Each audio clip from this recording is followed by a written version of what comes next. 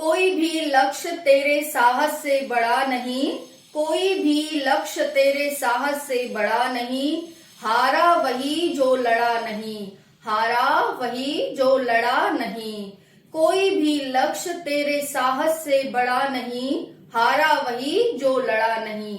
जय हिंद, जय भारत।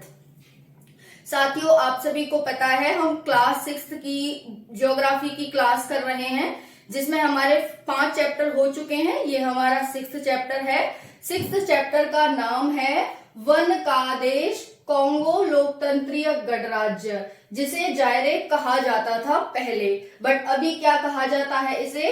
कॉन्गो लोकतंत्रीय गणराज्य। कॉन्गो लोकतंत्रीय गणराज्य को इंग्लिश में डेमोक्रेटिक रिपब्लिक ऑफ कॉन्गो कहा जाता है। तो अफ्रीका की हमने मैपिंग की क्लास भी करी थी। ये अफ्रीका का ही एक देश है। यहाँ पर देख सकते हैं ये पूरा अफ्रीका एक कॉन्टिनेंट है। इसमें एक देश पड़ता है जो है डेमोक्रेटिक रिपब्लिक ऑफ कॉन्गो यानी डीआरसी।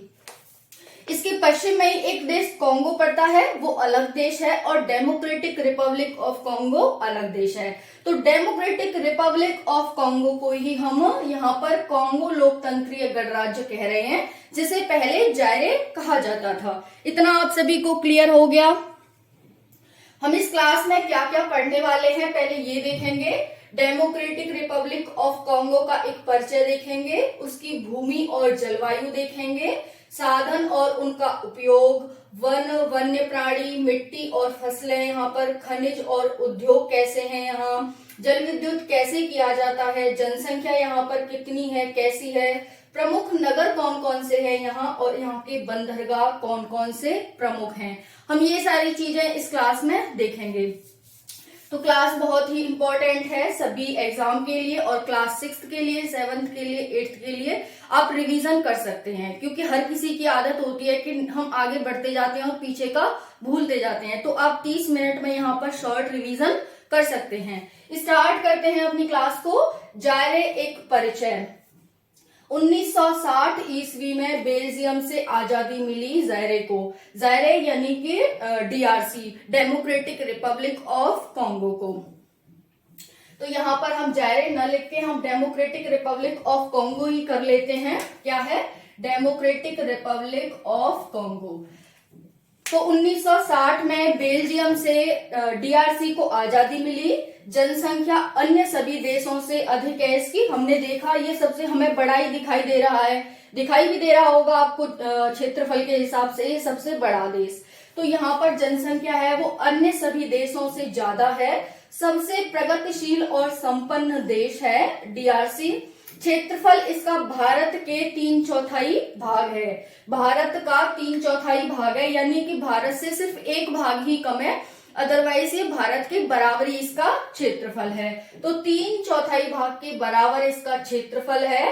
राजधानी इसकी किनशासा है। राजधानी क्या है इसकी? किनशासा। हमारा परिचय हो गया डीआरसी का। अब हम देखेंगे यहाँ पर भूमि और जलवायु कैसी है। तो परिचय में क्लियर है। 1960 ईस्वी में इसे बेल्जियम से आजादी मिली। जनसंख्या अन्य सभी देशों से अधिक है। सबसे प्रगतिशील और संपन्न देश है। क्षेत्रफल भारत के 3/4 भाग के बराबर है, और राजधानी यहाँ की किनशासा है। राजधानी आपको मोस्ट इंपोर्टेंट याद रखनी है, इसकी राजधानी क्या है। भूमि और जलवायु देखते हैं कि डीआरसी की भूमि और जलवायु कैसी है। देखते हैं। देश का अधिकतर भाग जायरे नदी द्रोणी में पड़ता है। देश का अधिकतर भाग जायरे नदी द्रोणी में पड़ता है, क्योंकि जायरे यहाँ पर एक नदी है, जो इसकी मेन नदी है ना डीआरसी की, वो मेन नदी है यहाँ की, और उसी द्रोणी में ये पूरा देश पड़ता है। द्रोणी का मतलब है जैसे कोई नदियां गुजर रही है और उसके आसपास ही ये देश बसा हुआ है, इसे ही हम क्या कहते हैं? नदी द्रोणी कहते हैं। और इस देश का नाम भी जो पहले इसे जायरे देश कहा जाता था, वो भी इस नदी के नाम पर ही इसका नाम जायरे रखा गया था। बट वर्तमान में क्या है? वर्तमान में डीआरसी यानी कि डेमोक्रेटिक रिपब्लिक ऑफ चाइना है, जिसे हम डेमोक्रेटिक रिपब्लिक ऑफ कॉन्गो है, जिसे हम हिंदी में क्या कहेंगे? कॉन्गो लोकतंत्रीय गणराज्य। ओके, तो तो यहाँ पर देश का अधिकतर भाग जायरे नदी द्रोणी में पड़ता है। जायरे नदी के नाम पर देश का नाम जायरे रखा गया था। जायरे नदी संसार की सबसे बड़ी नदियों में से एक है। जायरे नदी कैसी नदी है? सबसे बड़ी नदियों में से एक है। सबसे बड़ी नदी वैसे कौन सी है? नील नदी हो गई। सबसे ज्यादा पानी ले जाने वाली नदी अमेजन नदी हो गई। सबसे ज्यादा क्षेत्रफल कवर करने वाली नील नदी हो गई। लेकिन यहाँ पर ये सबसे बड़ी नदियों में से एक है, ना कि सबसे बड़ी नदी। ये आपको यहाँ पर नोट करना है कि यहाँ पर ये सबसे बड़ी नदियों में से एक कहा जा रहा है। कुछ ही भाग इस नदी का नाव चलाने उपयुक्त है क्योंकि यहाँ पर अनेक जलप्रपात हैं। हमने कल ही देखा था कि जलप्रपात क्या होते हैं। जब पानी ऊपर से झरने टाइप में गिरता है उसको ही जलप्रपात कहते हैं। उसी पानी को, गिरते हुए पानी को जलप्रपात कहते हैं। तो ये यहाँ पर अनेक जलप्रपात हैं, इस वजह से यहाँ पर नाव भी नहीं चलाई जा सकती हैं। ओके, तो इतना आपको ध्यान रखना है। फिर है विषुवतीय प्रदेश में स्थित है ये डीआरसी। कहाँ पर स्थित है? विषुवत प्रदेश में, जहां से विषुवत रेखा गुजरती है। आप देख सकते हैं यहाँ पर ये 0 डिग्री है। 0 डिग्री को ही हम विषुवत रेखा कहते हैं। कहाँ से गुजर रही है? बिल्कुल इसके बीचों बीच से। आप देख सकते हैं, दिखाई दे रहा है ना यहाँ पर। तो यहाँ से क्योंकि ये विषुवत रेखा गुजर रही है, इसीलिए क्या कहा गया है कि ये विषुवतीय प्रदेश में स्थित होने के कारण यहाँ पर तापमान अधिक रहता है। मैं लास्ट क्लास में बता चुकी हूँ कि तापमान जब अधिक रहेगा तो क्या क्या कंडीशंस होंगी। ओके, तो यहाँ पर तापमान अधिक रहता है क्योंकि ये विषुवतीय प्रदेश में पड़ता है। वर्षा भी यहाँ पर ज्यादा होती है। पेड़ पौधे शीघ्रता से ही ऊंचे हो जाते हैं, शीघ्रता से ही बढ़ जाते हैं। ओके, तो यहाँ पर ये देख सकते हैं, ताप अधिक रहता है, वर्षा ज्यादा होती है, पेड़ पौधे शीघ्रता से बड़े हो जाते हैं। परिणाम स्वरूप क्या होता है? देश उष्णकटिबंधीय वर्षा वनों से ढका रहता है। उष्णकटिबंधीय यानी कि जहां पर गर्मी पड़ती है और वर्षावन, गर्मी पड़ती है और वर्षा होती है, तो इन्हीं को दोनों को मिलाकर, दोनों वर्णों को मिलाकर के उष्ण और वर्षा को मिलाकर के उष्णकटिबंधीय वर्षावनों का निर्माण होता है। क्योंकि उनमें उन्हें गर्मी भी बहुत मिली होती है और उन्हें वर्षा भी बहुत मिली होती है। तो ऐसे वनों को ही हम क्या कहते हैं? उष्णकटिबंधीय वर्षावन कहते हैं। तो परिणाम स्वरूप क्या होता है? यहाँ पर देश उष्णकटिबंधीय वर्षावनों से ढका रहता है। वन सदाबहार होते हैं। सदाबहार का मतलब क्या है? सदाबहार का मतलब है ऐसे वन जो एक साथ पत्ते नहीं गिराते, क्योंकि ये वन एक ही टाइप के नहीं होते, इनमें डाइवर्सिटी होती है वनों में। कुछ वन किसी प्रजाति के होंगे, कुछ वन किसी प्रजाति के होंगे, एक ही प्रजाति के नहीं हो पाए जाते हैं। उन्हीं को हम क्या कहते हैं? सदाबहार कहते हैं। तो सदाबहार वनों को आपको ध्यान रखना है। सदाबहार वन कैसे वन होते हैं? ऐसे वनों को सदाबहार वन कहा जाता है जो अपने पत्तों को एक साथ नहीं गिराते हैं। जब वो एक साथ नहीं गिराएंगे तो बिल्कुल सूखा उत्पन्न नहीं होगी, कुछ हरे भरे दिखेंगे, कुछ हमें सूखे दिखेंगे। तो वहां पर सदाबहार इस तरह से चलता रहता है, यानी ये सदाबहारी होते हैं। क्योंकि सभी वृक्ष पत्तियां एक साथ नहीं गिराते हैं। यहाँ पर आप देख सकते हैं सदाबहार का मतलब क्या है, जो मैंने अभी आपको बताया है सदाबहार का मतलब। ओके, तो यहाँ पर ये हो गया हमारा भूमि और जलवायु में हमने क्या देखा? देश का अधिकतर भाग जायरे नदी द्रोणी में स्थित है। जायरे नदी के नाम पर देश का नाम जायरे पड़ा था। जायरे नदी संसार की सबसे बड़ी नदियों में से एक है और इस नदी में ऐसा नहीं है कि हम नाव चला सकें, क्योंकि यहाँ पर अनेक जलप्रपात बनते हैं। विषुवतीय प्रदेश में स्थिति के कारण डीआरसी का तापमान अधिक रहता है, वर्षा अधिक होती है, पेड़ पौधे शीघ्रता से बढ़ जाते हैं। परिणाम स्वरूप देश उष्णकटिबंधीय वर्षावनों से ढका रहता है। अब यहाँ पर हमने नाव चलाने की बात क्यों की? क्योंकि एक तो यहाँ पर नदियां है, दूसरी तरफ ये वनों से ढका हुआ है। तो यातायात के साधन क्या है? यहाँ पर माइंड में क्वेश्चन तो आएगा ना कि आपने ये कह दिया कि ये देश पूरे वर्ष क्या रहता है? सदाबहार वनों से ढका रहता है, उष्णकटिबंधीय वर्षा वनों से ढका रहता है। तो यही कारण है मैंने आपको यहाँ पर नाव का जो एग्जाम्पल लिया कि नाव चलाने उपयुक्त नहीं है। हम इसके यातायात भी देखेंगे कि ये लोग यातायात के लिए क्या प्रयोग करते हैं। अब हम नेक्स्ट देखते हैं सदाबहार वनों की विशेषताएं, सदाबहार वनों की क्या क्या विशेषताएं होती हैं, देखते हैं। ध्यान से आपको सुनना है। सदाबहार वनों की विशेषताएं।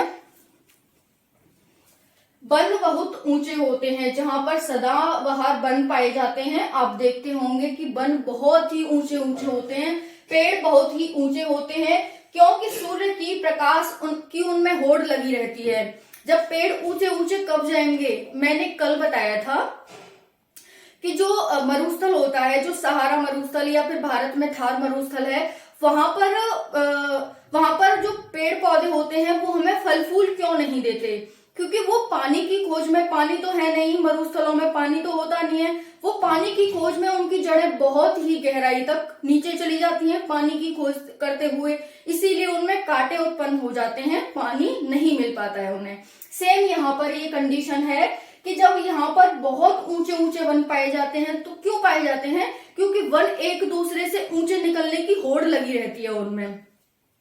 तो यहाँ पर वन बहुत ऊंचे पाए जाते हैं क्योंकि सूर्य प्रकाश प्राप्ति की होड़ लगी रहती है। 40 मीटर से भी ऊंचे यहाँ पर वन पाए जाते हैं। फिर है, एक छोटे क्षेत्र में कई तरह के वृक्ष एक साथ पाए जाते हैं। ऊंचे ऊंचे वृक्ष होते हैं, छोटे छोटे पेड़ पौधे, पहले ऊंचे ऊंचे वृक्ष होंगे, उनके नीचे छोटे छोटे पेड़ पौधे होते हैं। फिर अनेक तरह की घास, झाड़ियां, लताएं चटाई की तरह बिछी रहती हैं हरी घास के रूप में जमीन पर। तो पहले हो गए बड़े बड़े वृक्ष, फिर उनसे छोटे छोटे इस तरह से नीचे होता है। फिर इन सभी कारणों से इनसे गुजरना कठिन है। वनों से आप गुजर नहीं सकते हैं, डीआरसी के वनों से। फिर है, केवल नदियां यातायात के लिए उपयोग की जाती है। तो अभी हमने बताया वनों से तो गुजरा नहीं जा सकता क्योंकि इतने ऊंचे ऊंचे होते हैं, और फिर जो नीचे खाली जगह रह जाती है उनमें घासें उपज जाती हैं और छोटे छोटे पेड़ उपज जाते हैं, तो आप वहां से जा नहीं सकते। यहाँ पर जो नदियां है, जायरे नदी है, उसमें बहुत सारे जलप्रपात बनते हैं, तो जो वहां पर छोटी छोटी नदियां हैं उनका ही उपयोग ये लोग यातायात के रूप में करते हैं, क्योंकि सड़कों का भी निर्माण नहीं हो रहा है, वहां पर नहीं हो सकता है क्योंकि नदियां हैं और वन है, इस वजह से तो सिर्फ ये लोग नदियों के माध्यम से ही यातायात करते हैं। जैसे हम थोड़ी थोड़ी अपने शहर में कहीं भी हमें जाना हो तो हम ऑटो रिक्शा लेकर चले जाते हैं, ये लोग नाव का उपयोग करते हैं, है ना आश्चर्य की बात, ये लोग नाव का उपयोग करते हैं। तो यहाँ आप देख सकते हैं, इन सभी कारणों से इनसे गुजरना कठिन है। केवल नदियां यातायात के लिए उपयोग की जाती हैं। वन इतने सघन हैं कि सूर्य किरणें धरातल पर मुश्किल से ही आ पाती हैं, परिणाम स्वरूप वनों में अंधेरा रहता है। इतना क्लियर हो गया कि सदाबहार वनों की क्या विशेषताएं हैं। अगर आप छठी क्लास में हैं और ये क्वेश्चन आ जाता है आपको लिखने के लिए कि सदाबहार वनों की क्या विशेषताएं हैं, तो आपको ये पूरा लिख देना है, आपको पूरे मार्क्स मिल जाएंगे। ओके, फिर यहाँ पर देखते हैं साधन और उनका उपयोग। ये जो डीआरसी है, इसमें कौन कौन से साधन हैं, कौन कौन से यहाँ पर वस्तुएं पाई जाती हैं और उनका ये उपयोग किस तरह से करते हैं यहाँ के लोग। अनेक प्राकृतिक साधन है। यहाँ पर क्या है, अनेक प्राकृतिक साधन है। मैंने कल भी बताया था कि अगर हम अफ्रीका की एक अच्छाई की बात करें तो वहां पर प्राकृतिक साधन हम बता सकते हैं। ओके, तो यहाँ पर अनेक प्राकृतिक साधन हैं, जैसे वन, वन्य जीव, मिट्टी, खनिज, जल शक्ति, ये सब वन है। यहाँ पर वन्य जीव पाए जाते हैं, मिट्टी है यहाँ पर बढ़िया, खनिज होते हैं और जल शक्ति, यानी कि जल से हम बिजली उत्पन्न करने के यहाँ पर लोग काम करते हैं। मुख्य व्यवसाय लोगों का कृषि व खानों से खनिज निकालना है। थोड़ी बहुत ही जमीन यहाँ पर कृषि करने योग्य है क्योंकि नदियां हैं और घने वन हैं, इस वजह से थोड़ी सी ही जमीन कृषि करने योग्य है, तो लोग कृषि भी करते हैं और खानों से खनिज भी निकालते हैं। ये इन लोगों का मुख्य व्यवसाय है जो यहाँ पर लोग रहते हैं। अब हम यहाँ के वन देख लेते हैं कि यहाँ के वन कैसे हैं। हमने वैसे देख लिया, वन देख लेते हैं। जैसे हमने यहाँ पर देखा था ना वन कैसे हैं यहाँ के, बहुत बड़ा भाग उष्णकटिबंधीय वनों के कारण, बहुत बड़ा जो भाग है वो उष्णकटिबंधीय वनों का है। उष्णकटिबंधीय वनों के होने के कारण कठोर लकड़ी के यहाँ पर भंडार पाए जाते हैं। हालांकि कठोर लकड़ी का अभी इतना उपयोग नहीं होता है, कौन उसे काटे, कौन उसे मतलब क्लियर करे बढ़िया उपयोग लायक, तो अभी इतना नहीं है। बट हाँ ये है कि कठोर लकड़ी का उपयोग तो होता ही है। तो बहुत बड़ा भाग उष्णकटिबंधीय वनों के कारण कठोर लकड़ी के भंडार यहाँ पर पाए जाते हैं। वन्य प्राणी कौन कौन से हैं यहाँ पर? विविधता के कारण, क्योंकि वनों की विविधता है, पेड़ पौधों की विविधता है, इसके कारण विशाल चिड़ियाघर इसे कहा जाता है। तो यहाँ पर क्योंकि पेड़ पौधों की विविधता है तो यहाँ पर वन्य जीवों की भी विविधता है। वन्य जीवों की विविधता के कारण इसको क्या कहा जाता है? विशाल चिड़ियाघर कहा जाता है डीआरसी को। डीआरसी मतलब डेमोक्रेटिक रिपब्लिक ऑफ कांगो को विशाल चिड़ियाघर कहा जाता है। यहाँ पर सांप, अजगर, बंदर, हाथी, दरियाई घोड़े, बारहसिंगा, तरह तरह के पक्षी यहाँ पर मिलते हैं। तरह तरह के पक्षी में देखते हैं कोयल, कौवा, चिड़ी इत्यादि यहाँ पर पक्षी पाए जाते हैं। तो यहाँ पर वन्य प्राणी आप देख सकते हैं, जो यहाँ के प्राणी हैं उनमें विविधता के कारण ही इसे विशाल चिड़ियाघर कहा जाता है। ये सारे इसमें वन्य प्राणी पाए जाते हैं, सांप, अजगर, बंदर, हाथी, दरियाई घोड़ा, बारहसिंगा, तरह तरह के पक्षी पाए जाते हैं। क्योंकि विविधता तो होगी, जब पेड़ पौधे वहां की जैसी जलवायु है उसके अकॉर्डिंग ही वहां का सब कुछ विविधता का पूर्ण होगा। तो यहाँ पर तरह तरह के पक्षी हैं, कोयल, कौवा, चिड़ी। फिर है यहाँ की मिट्टी और फसलें कैसी है, कैसी यहाँ की मिट्टी है और क्या क्या फसलें उगाई जाती हैं। तो ये निम्न भूमि प्रदेश है, निम्न का मतलब नीचा भूमि प्रदेश है। यहाँ का 1/5 हिस्सा ही खेती करने योग्य है, क्योंकि वन है, नदियां हैं, तो थोड़ा बहुत जो हिस्सा बचा है उस पर लोग खेती कर लेते हैं। 1/5 हिस्सा ही खेती करने योग्य है। कारण क्या है? वनों का विस्तार। वनों के विस्तार के कारण जो थोड़ा बहुत हिस्सा बचता है, यानी कि वन हिस्सा बचता है 5 हिस्से में से, उस पर क्या करते हैं लोग? खेती कर लेते हैं 20% पर। ओके, यहाँ पर फिर फसलें क्या क्या हैं? मिट्टी हमने देख ली कि यहाँ की मिट्टी सिर्फ 10% ही है जो कृषि, 20% ही है जो कृषि करने योग्य है। फिर यहाँ की फसलें क्या हैं? चावल, मक्का, कैसावा, ज्वार, ये यहाँ की फसलें हैं। इनको क्या कहा जाता है? खाद्य फसलें कहा जाता है। चावल, मक्का, कैसावा, ज्वार। क्योंकि कल भी मैंने बताया था 2 तरह की फसलें अफ्रीका में उगाई जाती हैं, एक खाद्यान्न फसलें और दूसरी नकदी फसलें। खाद्यान्न फसलों में चावल, मक्का, कैसावा, ज्वार हो गया, और नकदी फसलों में रबड़, कहवा, कपास, तेल ताड़, ये सब हो गया। लेकिन जो यहाँ पर खेती होती है वो पुराने ढंग से ही होती है, क्योंकि लोगों के पास अभी इतनी टेक्नोलॉजी नहीं है। अफ्रीका एक अशिक्षित कॉन्टिनेंट है, यही कारण है कि अभी यहाँ पर जो खेती है वो पुराने ढंग से ही की जाती है। फिर यहाँ पर खनिज और उद्योग क्या क्या हैं? लोग क्योंकि खानों में काम करते हैं, कृषि और खानों में काम करना ही तो लोगों का मेन व्यवसाय है। तो यहाँ पर देखते हैं खनिज और उद्योग। तांबा, हीरा, कोबाल्ट, टिन, जस्ता, मैग्नीज, यूरेनियम के विशाल भंडार यहाँ पाए जाते हैं। देश तांबे व हीरों का बड़े उत्पादक देशों में से एक है। तांबे और हीरा का ये बड़ी मात्रा में उत्पादन करता है। जल विद्युत कैसे किया जाता है? नदियों, प्रपातों से क्या है, ये जल विद्युत का उत्पादन करते हैं, यानी कि पानी से ये बिजली बनाते हैं। जो वहां पर नदियां हैं और जो वहां प्रपात बनते हैं वो और किसी काम तो आते नहीं है इनके, सिर्फ ये बिजली उत्पादन के काम आते हैं। और ये बिजली उत्पादन करके पड़ोसी देशों में बेच भी देते हैं, यानी कि उसका व्यापार भी करते हैं। तो ये भी इनका एक मुख्य व्यवसाय है। और कौन करेगा? ये तो सरकार ही करेगी, लोग तो करेंगे नहीं। तो ये सरकार का एक एडवांटेज है। फिर नेक्स्ट देखते हैं, कॉन्गो, बुरुंडी को ये व्यापार कर देते हैं। जनसंख्या कैसी है यहाँ की? यहाँ की जनसंख्या अश्वेत है। पूरा ही अफ्रीका में जो 70% लोग हैं वो अश्वेत हैं। 30% लोग जो बाहर से गए हैं, यूरोप से, एशिया से, अन्य कॉन्टिनेंटों से, उनको छोड़ करके बाकी यहाँ की जनसंख्या अश्वेत है। अश्वेत का भी मैंने कारण बताया था कि यहाँ पर क्या होता है, तीनों रेखाएं गुजरती हैं। मेनली यहाँ से विषुवत रेखा गुजरती है, जहां पर बहुत सारी धूप निकलती है और बहुत सारी बरसात होती है। इस वजह से यहाँ के लोग काले होते हैं। और दूसरा, यहीं पर बीमारियों का क्यों, यहाँ बीमारियां क्यों जनरेट की जाती हैं? क्योंकि आप कॉन्गो फीवर हो गया, बहुत सारे आपको बीमारियां यहीं से पाई जाती हैं। तो इसका भी कारण हो गया कि बहुत सारी बरसात होती है और बहुत सारा यहाँ पर धूप निकलती है, इस वजह से मॉइस्चर पैदा हो जाता है और मॉइस्चर पैदा होने की वजह से बीमारियां उत्पन्न हो जाती हैं। दूसरा सबसे बड़ा कारण है कि यहाँ के लोग अनपढ़ हैं, अभी उन्हें इतनी ज्यादा अवेयरनेस नहीं है, क्योंकि कृषि यहाँ पर कम होती है, सिर्फ इनके खाने लायक ही होती है। तो ये मांस मीट ज्यादा खाते हैं और गंदा संदा किस तरह से उसे साफ करके खाना है अभी इन्हें नहीं पता होता है। यही कारण है कि यहाँ से अधिकतर बीमारियां जनरेट होती हैं और फिर पूरे विश्व में वो विस्तारित हो जाती हैं।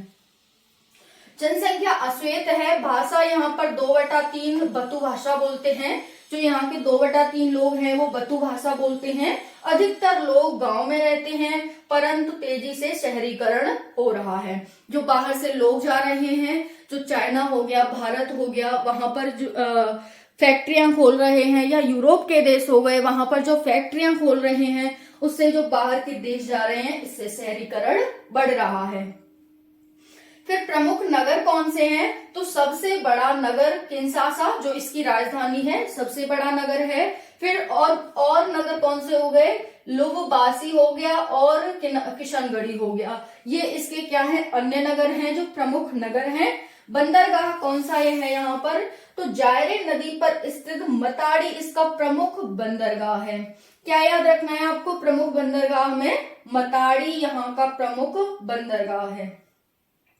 तो ये है, यहाँ पर आपको ध्यान रखना है, विषुवतीय प्रदेश में स्थित होने के कारण यहाँ पर उष्णकटिबंधीय वर्षावन पाए जाते हैं। उष्णकटिबंधीय वर्षावन होने के कारण वो बहुत ही घने होते हैं, बहुत ही ऊंचे होते हैं, एक दूसरे की उनमें प्रकाश प्राप्ति की होड़ लगी रहती है और वो बहुत ही ऊंचे चले जाते हैं।